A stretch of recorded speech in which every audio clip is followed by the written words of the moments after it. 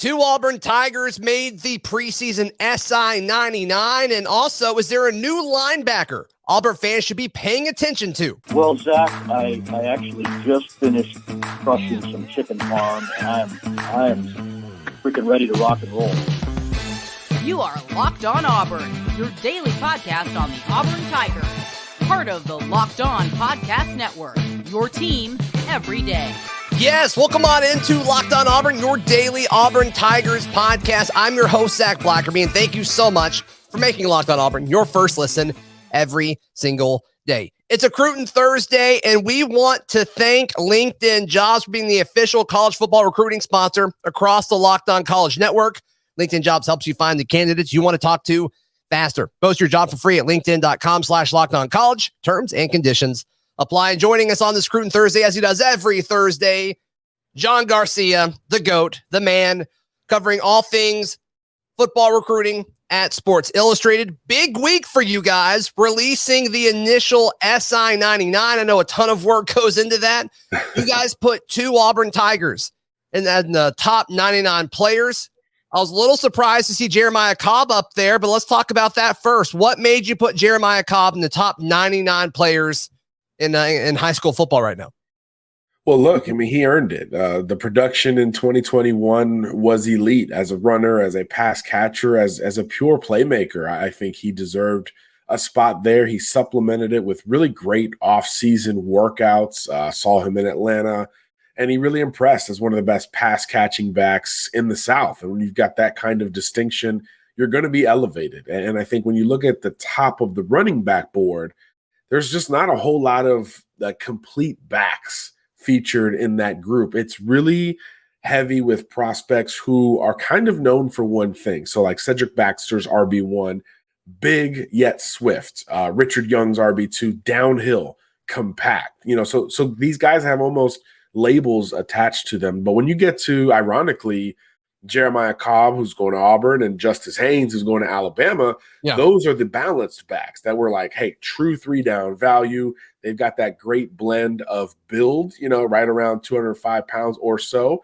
but still room to fill out and stay relatively lean if that becomes their role, at one of the Iron Bowl schools. So I do think there's a complete factor with Jeremiah that stands out above some of these other backs. So inevitably he was going to trickle up the list. And it's not the deepest year at the position, but when you talk about complete backs, he's absolutely one of the best.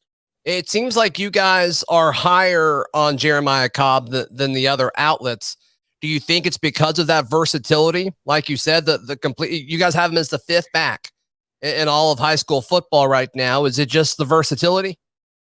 That's the main thing. I think he can beat you in a multitude of ways. First of all, he can outrun you. Let's not diminish his best trait, which is really his straight line speed. He has developed some wiggle and some counter moves to make guys miss in the open field. As we talked about, the pass reception ability has come a long way, and he's one that can absolutely beat you down the seam.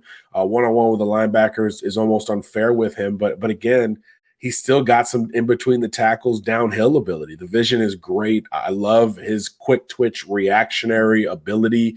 It's not going to be the flashiest thing, but that first cut will make you miss. And again, he can outrun you thereafter. So yeah, I think it's first of all, it's not the best running back class we've ever scouted, but there's a lack of completeness with a lot of these top backs. So you could really make a case for any one of these top 5 guys to be the guy in this class. And I think because of that, the 2022 season that these guys are about to embark on are going to weigh extremely heavily on how the postseason SI99 shapes up, because running back, maybe of all positions, is about as wide open as it gets. Sure. All right. So you guys had Cobb at 86 in the SI99, and then Ashley Williams, the edge commit, at 88. So the two Auburn guys pretty close together there, but Ashley Williams, the former Nebraska commit, then decommitted, then committed to Auburn, all within the span of like 3 weeks. A lot happened in that month of time for him. But why is he a top 99 player in your mind? Well, here you're getting into premium position, right? You're getting into pass rushers, which was the most represented position in the 99. I think we have 17 edge prospects of the 99 best players. And it makes sense, right? It's a quarterback passing driven sport. So 11 quarterbacks, 17 pass rushers. So I think there were 15 DBs in there. So you get my drift. Premium positions are just elevated. And when you start looking at not only the 2021 production, which we've talked about on this show, more than a dozen sacks, almost 20 tackles for loss, but this is 6'5", 6'6", 230 pounds. So whether you measure the floor, which I would imagine carry a little bit more prevalently than others, whether you're measuring what we just saw versus what we will see down the line, you've got to like Ashley Williams either way. He's one of those perfect blends of floor and ceiling where you can sell either side relatively easily. And you couple that with great competition in the state of Louisiana coming off of a state championship, and it all just kind of unravels there. The length, we took a closer look at him when he made that commitment to Nebraska. He was not as prevalently on our radar at that point, and then we were like, dang, we missed one. And then we kind of stayed on, and then he decommitted. Then he ended up at Auburn, so he was already kind of in the news. Sure. So that helped us take a bit of a closer look, and every time we did, we liked him a little bit more to the point where he's among the top 15 or so pass rushers in this class, or he can put on 40 pounds and move to the interior defensive line and rush from the inside, which is just as coveted for most defensive coordinators. So I think the floor and the ceiling there kind of forced our hand with Ashley. So did you guys consider putting any other Auburn guys? Or are there any more that almost made the cut? I know one outlet has Terrence Love as the highest rated recruit. The other has Ashley Williams. Did Terrence Love get close to making the cut, or maybe a Carmelo English? We were pretty close on English. We love the floor there. I think he's as polished a receiver as there is in this class. We also rank receivers in the slot, and I think he could, become one of those type of wide receivers. I think only 5 slots made the 99, but he was in consideration thereafter. We also really like Wilkie Denaud. I think his backside pass rushing ability is something that doesn't get talked about enough. So he was in that conversation as well. But again, a ton of edge rushers already made the cut. So it was really hard for us to get him in there. But yeah, defensively, obviously the Auburn class is looking really strong. But I think Wilkie was probably the closest to get in from an overall perspective. And then positionally, Carmelo was probably that next guy up for us.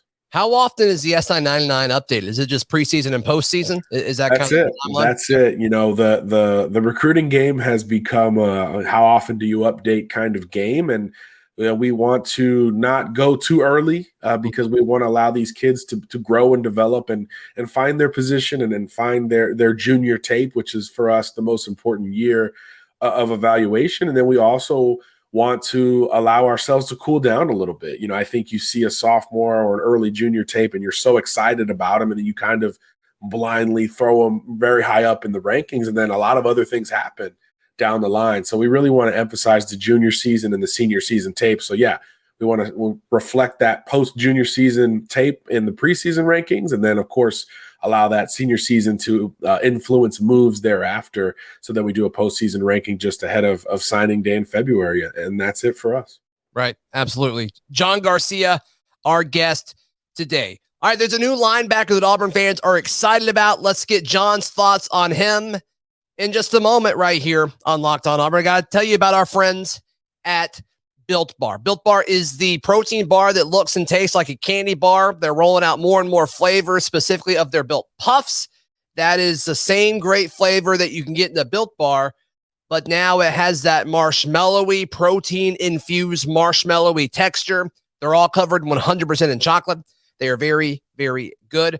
My mother-in-law, she always grabs several Built Bars when she's down at our place. We're up in Ohio this week, and she asked me, do you happen to bring any Built Bars with you? I'm like, no, mother-in-law, I didn't. I should have, but I didn't. So folks always want to get their hands on Built Bar, and you can do that today. All you need to do is go to Built.com, use promo code LOCKED15 to get 15% off your order.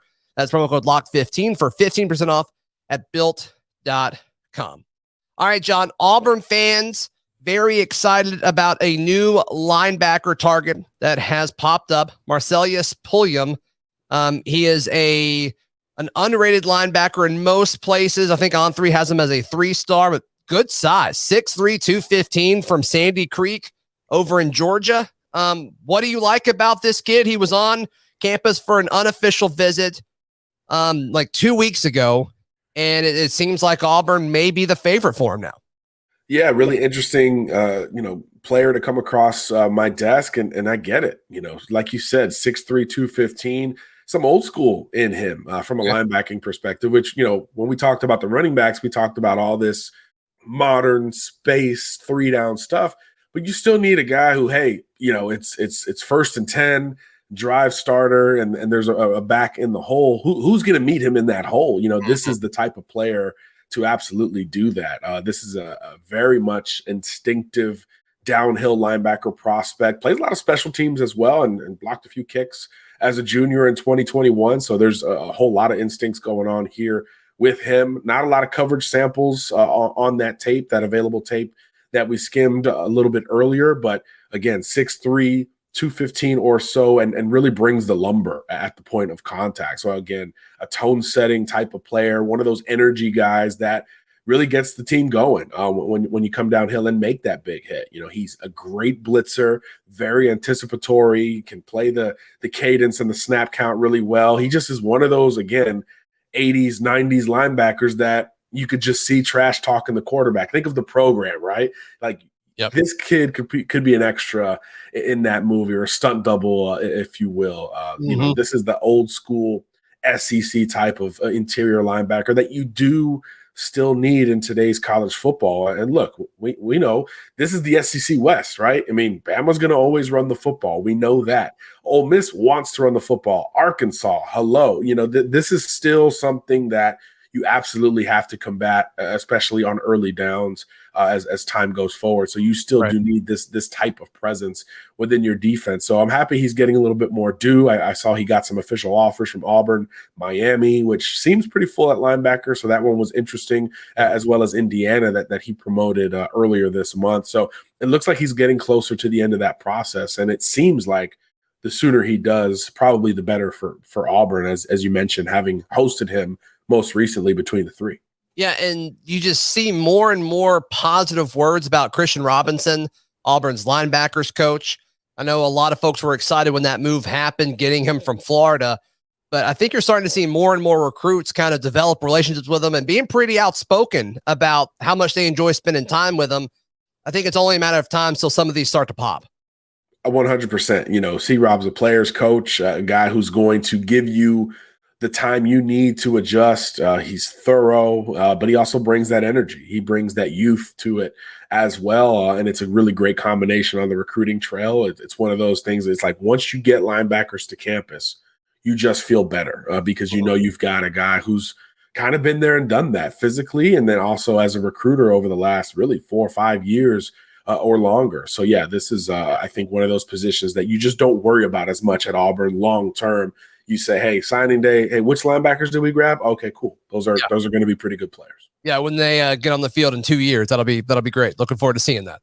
So, all right, another guy that Auburn fans feel pretty good about, and you and I have talked about him the last several times you've come on, but local kid, JC Hart, expected to commit any day now is kind of what I was told. So be on the lookout for that. But still a 3-star across the board, but he plays at Lochapoka. If this kid's at Thompson, I think he's a 4-star kid. I agree.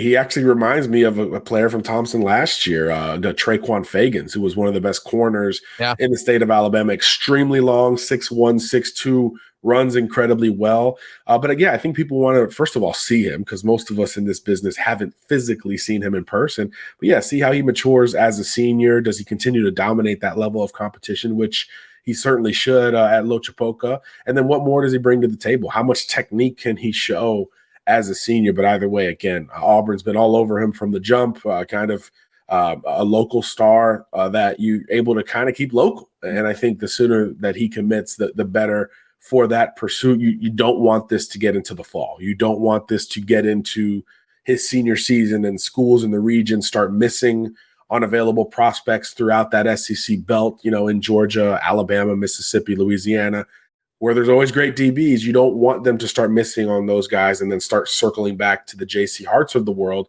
because then he'll have a chance to blow up late in his recruitment, like Nehemiah Pritchett or Cordell Flott of years past in the state, where all of a sudden as seniors, they're legitimate SEC prospects across the board, not just regionally or locally. Right. So a question that came in from the Locked On Auburn Discord, if you want to join that, it's free. All you have to do is click the link in the episode description down below. But Hut asks, what does John think the main reason for guys almost committing to us than the last minute going elsewhere? Recruiting is an evergreen answer, unfortunately. But look, first thing is these are teenagers. I think there's always been circumstantial change and swift change in the thought processing of these recruits individually. Then you think of the adults in the room, right? High school coaches, parents, etc. Sure. That can bring even more swift change. But I think now, as you spin it forward to 2022, there are additional factors, right? NIL has to come into play. The ease of player movement has to come into play. So you have to win the recruitment almost twice. You have to win it initially, and then you have to withhold others as kids say, hey, let me look around and see what else I can get out of this thing, which you can't blame them for either. And I do think there's a part of it with Auburn specifically. We've talked about this too, Zach. They want to see what this on-field product looks like. They want to see how this revamped coaching staff is going to attack this season in the toughest division in the sport with a pretty rough schedule. That's exactly what needs to happen. So I think when you're talking local recruits, you're going to get the benefit of that doubt. But when you start expanding that, you're going to have to prove it a little bit on the field as well as what you sold in the offseason. So it's just the spot that Auburn is in at this point. So again, you've got to win these recruitments twice at different points. They've done so with many, but obviously, the fans want more. Yeah, and the feeling, the narrative here is a lot of it has to do with NIL. I mean, I'm hearing more about the NIL aspect of it more than kids being concerned if Brian Harsin's going to be here next year or not. I know it's a little sticky to talk about just openly, and it feels weird that we're able to do this, but I mean, is this anything that you're hearing when you talk to these kids? Not necessarily about Auburn, but just in general, like this NIL situation is potentially better than other places. Does that come up when you talk one-on-one to these kids at camps and whatnot? It's starting to come up more. There's really no way to avoid it. I think, some of those in our profession have probably accelerated that conversation because, again, when we talk about recruiting, there is an assumption that everybody knows all the rules and all these kids know all the ins and outs of the process. That's just not true.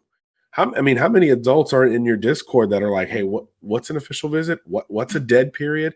Imagine being 16 and you're hearing from Brian Harsin and Brian Kelly and all these coaches, and all of a sudden you're navigating that process. So you throw in NIL, which, like you said, sticky, slippery slope, anything you want to throw in there on it. Yeah, it's true. Now you have different rules for every state. You have different rules for every high school state. And then when you get to the college, there's certain tax rules. There's so many layers to it that I don't even understand, that you can only imagine how that filters down to a recruit. But on the surface level, at the same time, he's like, wait, there's money to be had like right now? Well, I hope they're putting that much thought into it, John. I hope they're not just seeing, this massive number, I get to keep all of this. And then when the IRS comes, and you got to pay your taxes at the end of the year. That hasn't happened yet, but it's going to. And I'm scared for those kids that are involved in that. So I'm curious to see how different schools handle it. We may not ever know the full conversations that are had, and we probably don't deserve to know. But I hope these kids are being taken care of with all of that. Right. And that's the other thing. The schools can't really confront it verbatim with the kids. So the people that you've built relationships with, the coaches that have been recruiting you, can't really just hand you the info. They've got to skirt around it and maybe advise you and point you somewhere else. So on top of that, it's not even a clear A to B in seeking that information, even if you are aware of all the twists and turns that are available between you and that cash. So it is quite a lot to navigate, but it is coming up more. These kids talk to each other. You see some of these deals that are reported for some of these quarterbacks in particular, and there's a trickle down value there as well. So it's this necessary evil that probably isn't going away on top of all that. No, I think the cat's out of the bag at this point. Yeah. But the most open one, and I think it's working, is Miami, right? With all of these kids, especially their court Rashada. Did he go there with like the $9 million deal or whatever it is? Reportedly. Yeah, right. Crazy stuff. So the whole, anytime Auburn's going up against Miami for a kid, it's like, oh, I'm having Connor Lew flashbacks to last week. It's like, I think his path to playing time at Auburn makes a ton more sense. And I think the fit actually makes more sense too. We'll see what they do offensively after they have a full season there, but I just thought it was a really good match. And it seemed like Auburn was trending. And I think the coaching staff kind of felt that way too. And then last second he goes to Miami and it's like, well, how can you compete with that? Right. And I think that's the thing. Like you said, that one is open. We hear a lot about it. It just so happens that the main, booster there, John Ruiz, is tweeting about it, so it's a little bit different at every program, legally, or otherwise. And that's why it's such a slippery slope. Because again, we talk about this all the time too. What matters in recruiting? Perception. It's not reality. Right. Perception is huge in recruiting.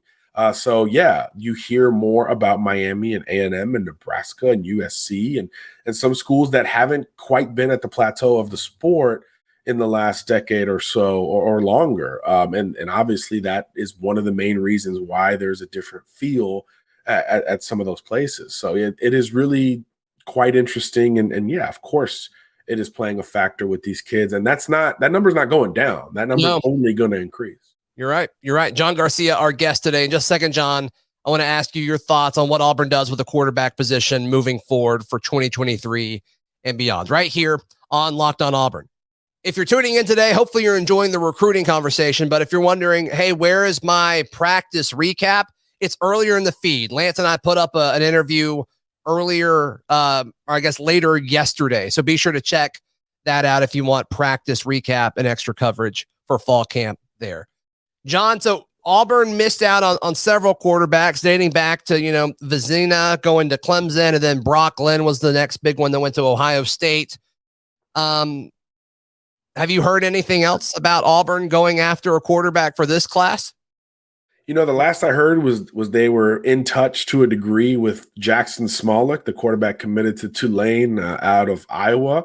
But he also has been busy camping. He got a Penn State offer, and it looks like he's probably, if he does flip, it looks like the Nittany Lions could be the big beneficiary in that regard. Elsewhere, it seems like the teams that are still looking for quarterbacks are starting to look at the same few quarterbacks. So I think Auburn, there's a little bit of, let's take a step back and see where these dominoes fall. So Smolik might come off the board soon. Chris Parson, the Florida State decommitment, who has had a little bit of Auburn interest, he's committing Friday. He just announced that looks like he's SEC bound, not to the orange and blue. So I do think that will enable a little bit more flexibility in terms of what is left on the board after that. But, it's still stiff competition for programs that are looking for that 2023 quarterback, including another within the division in Texas A&M that has been, fervently over quarterbacks all over the country, trying to figure out who can get on campus and who might be the next Jimbo Fisher quarterback recruit. So I think there's a lot of wait and see going on really across the country. Notre Dame still doesn't have one in 2023 as well. So I do think there's a lot of, can we flip someone, or does somebody emerge going on as we get close to the season? But that's the thing. It's a dead period. Everyone's in camp, so there's not a whole lot of quarterback recruiting going on at that same wavelength. So I do think it's a little bit more of a wait and see status for everybody at this point. But again, there's a lot of great depth at the position, and I do think some emergers could shake things up during the fall, but we've kind of got to get there first. Does recruiting a quarterback just for the sake of having a quarterback? I mean, at what point is that just like, we're going to be okay? I mean, obviously Gurner, there's a chance that all three of the quarterbacks that are in the quarterback competition now are in theory still on the roster a year from now. I'm sure there'll be some transferring there, but there may not be. And then you got Gurner, you got your 2024 guy already, committed. We'll see what happens there. I mean, does it matter if you go get an emerging guy that maybe ends up as a 3-star, but probably never plays? Like, does that matter that much to how you build a class? Yeah, there's a balance, right? You need depth, but you don't want to settle. You don't want to bring in a prospect who you don't believe can legitimately run your offense on Saturdays against, an SEC opponent. So, yeah, you don't want to take one just to take one. I do think the transfer portal affords you more opportunity. I mean, heck, all three of those guys are transfers already, right? So you can utilize that. And look, some of these fall camp battles, just like at Auburn, are going to create more potential availability in the portal itself. I think of Texas immediately, Nebraska brought in multiple transfer quarterbacks. They're still trying to figure that out. So I do think there's going to be some availability sooner rather than later in terms of future depth for the 23 season and beyond. So maybe that's part of the wait and see because, West Virginia's got a crazy battle going on. Maybe there's some, hey, we know something's going to break here and maybe we can swoop in early if and when prospect X jumps in the portal, because nowadays you could talk to him that same day. So I do think that has created a little bit of pause in finding new quarterback targets at this stage. John Garcia, how can people check out all of your written work and specifically the SI99 that's out? Yeah, SI.com/college. It's plastered all over there. Certainly on my social media feed at John Garcia _JR. We'll have a lot more on that front going forward as well. So check it out, Sports Illustrated or SI.com. Yep. Definitely worth every bit of your time. And we're writing about the Auburn perspective of all of that at auburndaily.com. We'll be back tomorrow right here on Locked On Auburn.